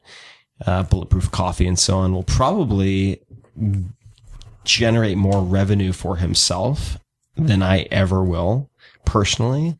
But I enjoy being there at the inception, at like the Big Bang moment, more than the scaling. And it's something that I struggle with because I feel like, fuck, like, you know, if I could have caught that wave of like a year or two later, let someone else do all the R&D. Right. You could monetize it so much more effectively. Dude, it's not too late, man. But I enjoy the inception moment more than anything else. Yeah. Well, I mean, okay, so fine. So like, what do you think I should do? I mean, I think that, Not in terms of being too late. I'm curious. I mean, honestly, the quantified self stuff, like just now in the last Android release, they're now automatically building in at the API level. They can tell whether you're walking, running in a car. Apple just announced that in their latest chip like 3 days ago. Same thing. Like the APIs and the hooks for all this stuff are there. yeah. It's up to you what you want to build on top of it. You Yeah. could do so many different things on top of that. Yeah. I'm just. And it's early yeah. days, man. Like if you think Oh, about it's all still the stuff early. that you've It's looked at, so like as far early. as reading like real time. I mean, dude, when I first, yeah, it's funny. I'll tell a great story, a Tim Ferriss story. Like I think this is in your book too. When we were hanging out and we're watching a movie, do you remember what movie that was? This is years ago. It was Inglourious Bastards, Inglourious right? Bastards. Oh man, that was such a great movie. I love that movie. It was a good movie. So we're watching Inglourious Bastards, and like Tim's doing research for his book. This isn't my book. This is you like, were doing something for your book, right? Yeah. well, I was, This but, is for our no, body. we haven't talked about this though. Oh, okay. Yeah. So we're sitting there in the movie theater, and like we sit down, and like literally, you didn't even think to say a thing to me until we sat down. Like we were like hanging out before then or something, and like you sit down and like. You're like, dude, I'm doing this crazy experiment or something like that. I'm like, what's up? And you like pull up your shirt, and you had like some kind of syringe in your side. I had a continuous glucose monitor implanted into my side, into my abdomen. Yeah. You had like a needle in you, and then a wireless little two thing. or three needles stuck under my skin, implanted into a transmitter that then went to a wireless receiver that was on my belt. Yeah. Yeah, and I'm like, what the fuck is this guy doing? Like that was like, but like talk about quantified self stuff. I mean, this was years ago. Yeah, and like a long time ago. And you think about like we still don't have that data available to us. Yeah. But like there's a lot of talk in at least in some of the startups that I've seen at external ways of gathering very similar data. Like they're doing a bunch of new ways that like get it heart rate, get it what is the perspiration that you have coming off of you, like a bunch of different there's things. like galvanic skin response. Right, exactly. It's common. Yeah, there's a startup. I don't think I can Basis talk about does it yet. that. Basis is cool. I'm an investor in Basis. So the Basis watch is very cool. There's another startup. Hopefully I can talk about sometime soon. Which is basically like a nicotine patch that tracks all that stuff 24/7. That's cool. Fucking cool. Yeah, it's super, super cool. But anyway, what I'm getting at is like it obviously it's like I feel like especially in this sector, like there's a lot of talk and like the origins of something, which obviously you were a big part of, and then there's that inflection point where the hardware catches up with the general discussion, and then the hardware enables a whole slew. Harbor. We're getting to a great blood alcohol content point now. No, the hardware, but the hardware is finally up to speed now to where like you're going to see in the next few years, like a lot of this stuff that we thought was impossible actually make it into devices that we wear. Well, exactly. And the issue has been up to this point, quite frankly, data entry, right? Because you have shitty devices, or I shouldn't say shitty, but very primitive devices that only capture accelerometer data. And every other biometric data point that you want, say blood values, is really intrusive, right? You have to have someone come to your house, or you have to go to Quest Labs, or Unless you're a cutter. LabQuest, rather, or unless you're a cutter, right? to watch The Secretary, everyone. It's a great movie. It's hardcore. It's such a good movie. But the point being that you would have to have these intrusive, or I should say not intrusive, but invasive tests done to get the data that you want. Sure. And I think And there's time around that too. It takes time to get the test yeah, back. it does. Blah, It takes blah, a lot of time. So I think that, the latency on that is say 3 to 7 days, whereas as soon as that nut is cracked, where you have something like a nicotine patch that you can slap on, that's good for 7 days, that tracks. Why does it have to be nicotine? No, it's not nicotine. It's just like a patch. It's like a. I thought you were like, as a twofer, you get a little high. As a twofer, you get nicotine. That stuff makes me so sick. Nicotine's so strong. I can't. Yeah, we can talk about that Dude, another you time. need to trim your toenails. That one is really long. Yeah, they're gross. I know. I have talons, people. Because if you come up to me, those are literally like dragon talons. I'll be like that big toe. What's that bird, Graham? Any insight? There's a bird in cassowary. Yes, an Australian bird that will like rip your heart open with hooves, basically nails on its This feet. should be the title of your first show. That's my podcast, The Cassowary. Exactly. Shit, fucking no one will be able to spell it. There'll be like 17 different SEO'd versions. That would suck. Hold on. So let me, if you could, that's such a non sequitur, but whatever. We're going for it. You were a colored jelly bean. What color would it be? Suck my balls. Wow. Not literally. Figuratively, I want you to suck my balls. If you could outsource one of your daily tasks, what would it be and why? Because you have no fucking excuse, right? I mean, you're doing well. You can pay whatever for whatever. But what of your current daily tasks, your repetitive tasks, daily or weekly, would you like to outsource, and why haven't you? You know, I don't think there's anything else left that I want to outsource. Okay. I think I'm actually pretty set. Okay. So what do you bitch about that you don't want to outsource? How's your wine, by the way? It's great. I'm still working on it. I'm good. All right. I'm like at 3. So I think that, I don't know that Graham, how you doing? You good? I think that if anything, I complain that I don't have time to focus on some of the things I'd really like to get behind. Like, I want to learn how to garden properly. I know this sounds lame, but No, are you kidding me? That sounds amazing. What type of gardening? Well, I mean, I've got a vegetable garden right now. We both know Dr. Wow. You remember his garden? Oh, Dr. Holy Wow. shit. Dr. Wow is my freaking idol, man. Dude, that guy's garden is amazing. So we were lucky enough to go up to Dr. Andrew Weil. If you probably know him as the dude with the big white beard on all the Whole Food stores shelves. MD that looks like Santa Claus. He looks like Santa Claus. He's amazing. We got lucky to go to his house up in Canada, and like freaking the dude is like the master.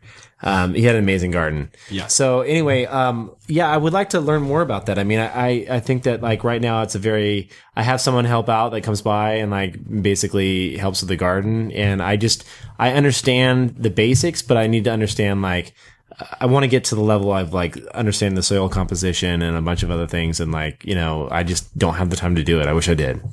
So I think there's a bunch of little hobbies. I think that you're getting that with the meditation and with the garden. Like there's probably, a handful of things. I'd like to work in fast food again. Elaborate, please. I have this really reality camp. we talked about reality camp. I have this really weird thing where I want to go and work in like fast food again. We talked about this reality camp until someone comes up and is like, Kevin, and then I'm gonna run out. Like We're at Chipotle line. Extra guacamole is $1.50, sir.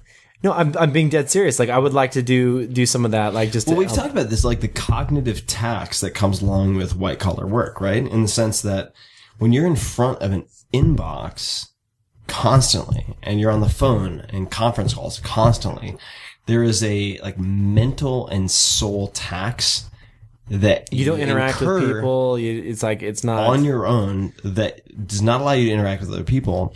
And so we've both had this fantasy of like working on the Chipotle line in this like I will join Chipotle meditative, repetitive context. How fucking awesome would that be? Also, I would really like to just analyze. I want to understand businesses that are fine-tuned and all about like one of the things I respect about these businesses. I don't necessarily Chipotle is decent in that I hear their ingredients are pretty good, but like McDonald's, a place that I would never ever really want to work at, but I kind of do. And the reason I want to go work there is because I want to understand what processes they put in place to get the efficiencies that they do. Yeah. And like, I really would like to like, you gotta imagine that you're dealing with like 16 to 18-year-old kids as a majority of your workforce. These are like the most unruly, crazy, spit in your hamburger type of like how do you manage that? Like that's gotta be the hardest segment of people to manage. Like, I know when I was 16 to 18, like I was doing all kinds of crazy, stupid stuff. And so like,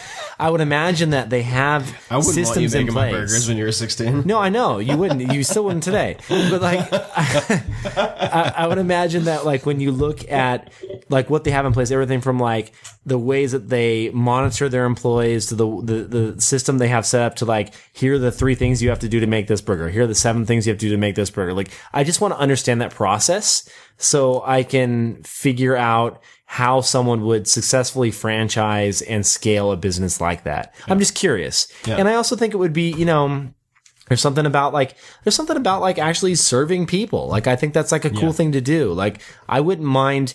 Yeah, I would like to, and I'd like to talk to you about this. I wouldn't mind like donating some of my time. I actually want to, join the Boy Scouts again and help out, because I was an Eagle Scout and I was in Scouts all growing up. And I feel that like I really miss one of the things that my dad did, when he was alive is that when I was a little kid, he was a mentor to a lot of other kids in our troop.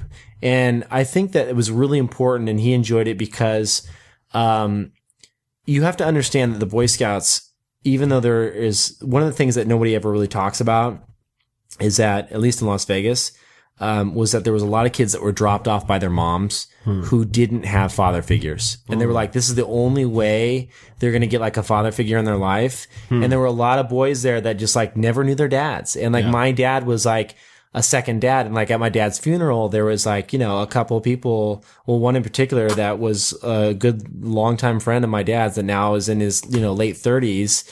That was like, a scout that my dad kind of mentored because, he considered him like a second father. And so, that's awesome. I would like to figure out like a way to like get back and involved in that and actually do something outside of the computer and just help some people out. Dude, I'll do that with you. That'd be fun. Amazing. I saw a poster today. I went to a meditation class, my check-in, like Alcoholics Anonymous. Yeah, exactly.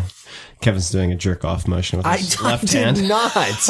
Well, I'm left-handed, but I was asking for more wine. The universal more wine jerk-off gesture. So I went to a meditation session, i.e., as Kevin would have it, if it were up to him, a masturbation session.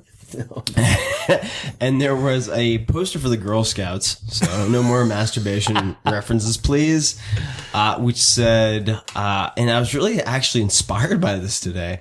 It was a picture of this chick fuck you guys. Chick is fine. It was a picture of this like badass chick doing taekwondo and doing like a high kick, and it said, Cleopatra ruled Egypt when she was 18 years old. What are you doing? Oh, damn. And that's strong. Yeah. And it was a Girl Scouts poster. And I was like, fuck, that is a good poster. Now I feel like a lazy asshole. I need to go do something. But it was very inspiring. And, I feel like that's a place where you could have a huge amount of impact. Certainly. And, for me, I always thought I was going to be a ninth or 10th grade teacher because I felt like that was a really critical time for me where I was deciding where my life was going to go. And I had a lot of bad influences to choose from and a lot of good influences to choose from. Actually, 9th grade, man, is so key. That's the one. So key. And so I thought I was always going to go back and teach 9th, 10th grade or one of the two. You'd be an awesome teacher, by the way. You should do it. I would enjoy it. I always thought I was going to, and it just turned out that the books and the blog and this and blah, blah, blah, everything came up as a vehicle for teaching. So here's one thing I just want to throw out there real quick. There's a lot of people talking about this unschooled movement. Yeah. Where it's like open source school, like where like the kids can pick like the different classes and their own kind of like at their own leisure. Have you considered doing like, you could put out episodes that are like some courseware and a class online that like, that would, as long as you adhere to like some of the unschooled stuff, like you could basically create your own class for the same age group. I'd be open to doing that. Graham, I'd be curious to get your thoughts on this. Kevin too, but I feel like the figures that had, and again, speaking as a male, so this may be unique to men or to me, but many of the people who had the biggest impact on me were males who were just like here's the fucking way it is. And like, this is the program we're going to follow, whether that was wrestling coaches or teachers in specific subjects who gave me structure that I lacked. Right. So you needed a little bit more discipline. You needed a little bit more. I think that in order to be a good leader, you have to learn how to be a good follower first. I feel like that's a famous quote that you just took from somewhere. I may have stolen that from someone, but that's my belief, is that learning to be a good follower or disciple or soldier underneath someone else is very useful training for then being a leader later. And I don't think that it would have been a service to me as a, say, 15-year-old. And I can very clearly identify this like 14, 15, 16-year-old period where I was very lucky to encounter certain people who had a huge formative impact on my development. In that period, I feel like I needed good guidance. I needed good leaders. I didn't need, nor would I have, in retrospect, wanted someone to say, you decide what you want to do. I don't know. Maybe that's me being naive, but I really feel like at that point in time, I need someone to show me how to follow a good structure as opposed to invent my own. What are your thoughts? I think everyone's different. I think that certainly that approach is one that is probably a little bit more traditional.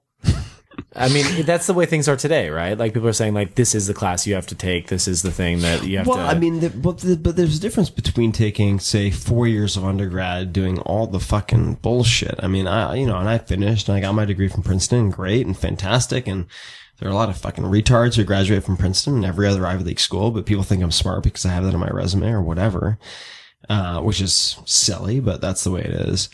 I think there's that, which is 4 years, versus having a good, like, Obi-Wan Kenobi. And I do think it's hard to go from, like, being born to being your own Obi-Wan Kenobi as opposed to having someone in between who really puts you in check when you're just being an arrogant prick as a 15-year-old, which, like,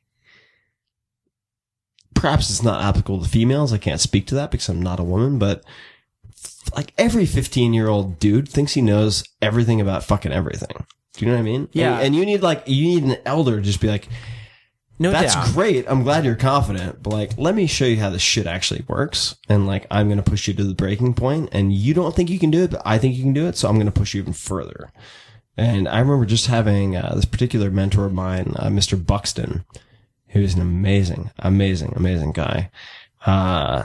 The CEO of Donors Choose, for instance, and founder of Donors Choose. I mean, you look at my wrestling team and you can telescope them out to these amazing outcomes, and all of them, without exception, in my experience so far, I attribute it back to Mr. Buxton being a fucking like brilliant hard ass in wrestling. Like he would not, you thought you could give 7, he'd be like, no, you can give 10. And he would just push you to the breaking point. And,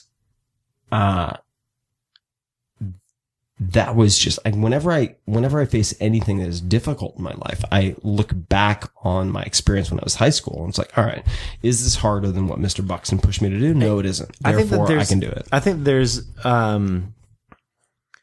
something to be said about like choosing your own path, but I think that once you've chosen that path, I agree that like there's no reason why you can't have a hard ass under that particular like vertical of whatever you've chosen, right? Like if you say, okay, I want to get into computer science, like you can have a badass, like hard ass in computer science that like drives you to be the best, right? Like I feel the same way. Like I have a trainer at the gym. And why? Because I'll push myself to freaking 6 if I'm left to my own devices. If I go in with the trainer, I'm going 11 and walking out of there sore as hell and can barely limp back to my vehicle, you know? Right. And so like, I agree. To his vehicle. What is that? Back to your vehicle. Well, I didn't want to say scooter because I have a scooter. I like vehicle. It's very I take very a little efficient. scooter to and from the gym. It's efficient.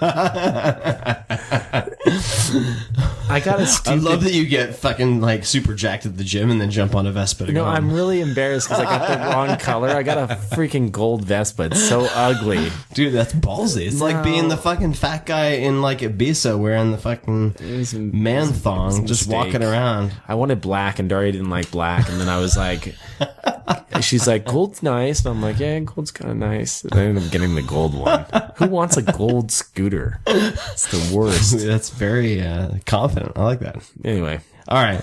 So I mean, if you could find a mentor, we're not going to do too much longer, but if you could find a mentor of some type, like what type of mentor do you think you need?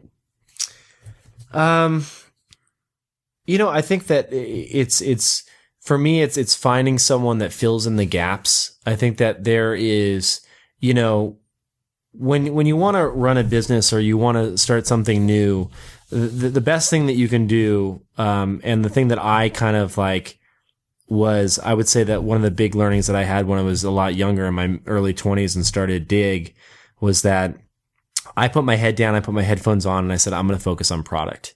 Because it was the thing that I was comfortable with, and it was the thing that I understood and I knew how to do well. I kind of, closed my eyes to every other aspect of the business, whether it was financials, whether it was running the business, whether it was hiring, firing people, whether it was, scaling. Like there was a bunch of pieces that I just was like, I don't understand those. I'm going to close my eyes and pretend they don't exist. I'm going to hire other people to run them, and I'm going to just focus on what I know best. In retrospect, I would probably go in and say, well, I know for a fact, I would be honest with myself about what I don't know and go and absolutely try and pair up with mentors that can help me out. I think if anything that I've learned in the last, 10 years of doing this is that there is no shame in admitting that you don't understand something, because you can either fuck it up, and that's when you act like you understand something and you actually don't, or you can admit it one time, learn it, and then move on and become a better person and just more well-rounded and actually, get serious about building a business. Like if you ever going to be a founder and you're going to run that business, you have to understand that you can't just be good at one thing. You have to understand the whole gamut, the A to Z, and at least have enough knowledge to be able to make an educated decision around certain things. And I think that I was very immature, and I hid from the things that I didn't understand. And so even today, there's a lot of things I still don't understand. When it comes to finance, like, what are you worst at right now? I mean, what if you could conjure the perfect mentor from the ether? Like, what are the things that you would want to most improve upon? I think that for me currently, I am decent at reading legal documents, but I'm by no means a pro. And so like there's a lot of little weird things that attorneys like to throw on these little curveballs and weird things into financing documents that as a VC you have to go through and pour through and like look at certain terms, understanding how they might impact the company. And like even today there was a term that I had never seen in a document. I thought it meant one thing and it actually meant something else, and our attorney like IM'd me and she's like, do you actually realize that this means this and not this? And I was like, oh shit, I didn't know that. Thank you. Like that was awesome. Like I had no idea it really would impact us if we ever decide to do X, Y, and Z. And so, just like sitting down and saying like, can you explain these things? And it just takes time, and it's like, it's something that you can't be expected to know every little facet of every business, especially because there's so many like you don't go and get a degree in, business and finance and marketing and like all these different areas. You get one degree, if that. Yeah. Plus, none of those teach you how to analyze venture capital agreement. Oh yeah, no doubt about that. At the end of the day, I mean, there is a very good book. I believe it's called Venture Deals by Brad Feld and his partner Jason. I believe it is. What's happening? Sorry, I just drank that. I thought it was water. No, it's wine. Which is very good at introducing people to some of the common terms, venture capital and just general startup finance agreements. Outside of that, what else? So we got that. Mentor-wise? Meditation. Mentor-wise. Yeah, I mean, the meditation, the gardening. You know, the other thing I will say is it's really good to have an outlet to just vent. And that can be with your spouse. That can be with, you know, it's funny. It's like, it's trying to, you know, I mean, we're getting really deep here. Do you want to keep going? Let's do it. I mean, it's one of those things where I think that you're like this too, dude. Having known you long enough now that like you are a kind of a closed off person, you know, and so am I, in that like, you know, you hide some emotional stuff and you keep it like close to the chest. Because people will fucking kill you if you don't. I mean, yeah, but like also, you know, it's like, I mean, just dealing with like Valleywag shit, you'll get fucking slaughtered if you don't have some degree of protectiveness. No, I know that, but I'm saying like understanding the value in being able to freely vent to a significant other, or to talk to someone, or have like a good bro, or even like seek counseling or whatever it may be. Like having an outlet to be able to go out there and get gut checks on different things, I think is a really healthy thing. Yeah. And so like, you know, for me, like I've had some good friends in the Bay Area that like, you know, like you, for example, we've talked about a bunch of deep stuff before. I've done that with Prager and some other friends and things like that. And I think that like just having those, I think, is a really healthy thing. And so like those act as mentors in a way, you know what I mean? Like I think that like your close friends like that can act as mentors. So here's a question for you. So I've recently, this is nothing I've talked about before, but went to a therapist for the first time, maybe 2 or 3 months ago. And I found it extremely helpful to speak with someone who is completely non-biased. And I viewed it as a bit of a cop-out in the beginning because I felt like it was an admission of weakness to go to a therapist. And it absolutely is. For the same reason that I haven't used antidepressant. No, like I've never used antidepressants, even though I've dealt with that shit in my own life. Like I've never taken Prozac or any like SSRIs or anything like that, because I feel like it's an admission of weakness and that I should be able to deal with it in other ways. Mm-hmm. So I'd never gone to a therapist per se, and many people might call it a business coach or whatever, just to hide the fact.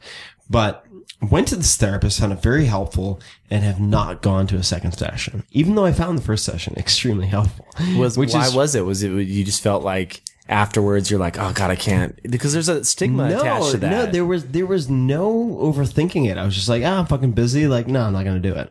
So, why not though? There's no reason not to. It's funny. You should mention that. Like it's like I did 2 hours of physical therapy today because I fucked up my right shoulder doing crazy fucking shit. I think we need to treat our brains blah. like that though. Like you need to treat it like another muscle that you would work out, and you need to figure out like, you know, that's actually a good positive thing. I wish there was a more casual therapist. Something that didn't involve like go sitting in a chair. Therapy. Yeah, do you know what I mean? Like there's could be like a friendist. Gutcheck.com. Like something where you're just like, oh, let's meet for a coffee. And it's like somebody that's just like a friend, but you pay them. Paidfriend.co.uk. Do you know what I mean? There's got to be a way to like lighten it up a little bit, so it's not like lay in the chair. Let me take out my notepad. There's so much. I think people have so much baggage associated with the title of therapist that it never happens. Oh, no doubt, man. It was just useful, and it may have been, quite frankly, just the fact that I was able to hear myself talk for an hour and think through shit without a friend who was subjectively trying to help me. Let's see. So, what advice would you give to your like 20 or 25-year-old self, given everything that you've gone through and everything you've learned? 20 or 25-year-old self, I would say 25. I'd say drink a little bit less. That's a good question, actually. I haven't thought about. I mean, I think a lot of the things that we talked about today about like surrounding yourself with mentors and understanding to confront the things that you don't understand rather than hide from them. I think that I would say that if it's from a straight business point of view, I would say that you can do more with less. Mm-hmm. I think that like there's this temptation when you start seeing some success to like throw bodies and servers and more people at the problem, when in reality, it's like just making sure that you have the right people in the right roles. I think they have this rule at Google. It's called, I'm going to screw this up, but you get the gist, that it's like the 10X rule. And like the right person in the right role can do the work of 10 people in the wrong role.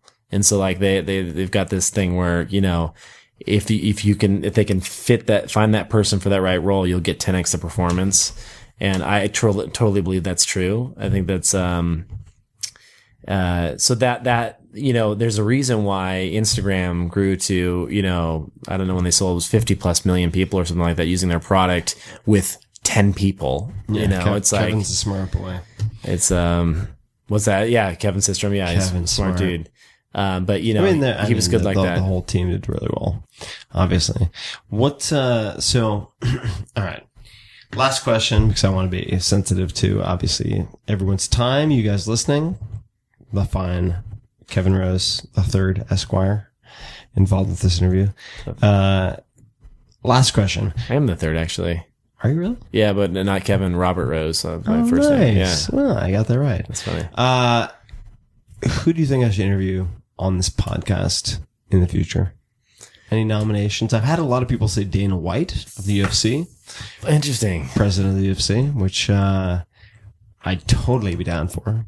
Obviously, big UFC fan. I think that like the thing that would be fun is if you just, I mean, you got to get outside of tech. I mean, obviously there's a lot of tech people, but in the Bay Area, but I think that the thing that I would love to hear about is if you, cause you travel the world so much, you're like always all over the place in weird, crazy countries. Yeah. You need to bring some of that culture to the show. And I think like, even if you could like, if you did something where you splice together a bunch of different interviews to fill out like a half hour, 45 minutes. Like if you were in freaking the Philippines and you are in Thailand and you met some phenomenal freaking like chef making amazing noodles and you're like, did a 5-minute like on the street interview about like what drives them, what they use in their ingredients, like what they love about their life. Like I think like just like you see so much interesting stuff like that I would love to get a little taste of that. Yeah. That'd be cool. You know, it's like fun. I know that you're always about like the really minimalist, like crazy, like getting the actual feel of the culture. You know, like you're not the average, like I'm just going to go to like a third world country and stay in the Four Seasons. Like, right, you know, right. So I think that like bringing that flavor to the show and like bringing some of those personalities that are outside of what we get here in the States, I think would be pretty awesome. Cool. I am up for all of it. Well, guys, I want to be respectful to Kevin's time and Graham's time and your time. So I'm going to bring this to a close. But so this 3-hour podcast. 3-hour podcast to a close. How long was it? 45. Hour 45. Wow. Hour 45. That's good. That's a little long. That's like half the length of Joe Rogan's podcast. I think we lost pretty much everyone. At Reply Me, at Kevin Rose on Twitter, with Tim Good as the hashtag. If you even listen to it this far. All right. I bet you there'll be like 4 people. There'll be like 2 or 3 people. And let me know what you think. I would love to hear your suggestions, what you liked, what you didn't like, what you'd like to hear more of, less of. Send me a note at tferris, TFERRISS. That's 2 S's, 2 R's for double religious, not double sexy. Just kidding. And let me know what you think. Thanks for listening so far, and hope to do more of these, but only if you guys like it. So let me know what you think. And to that point, Kevin, cheers. Cheers. Thanks for having me. Namaste. Namaste. Until next time. Good night, guys.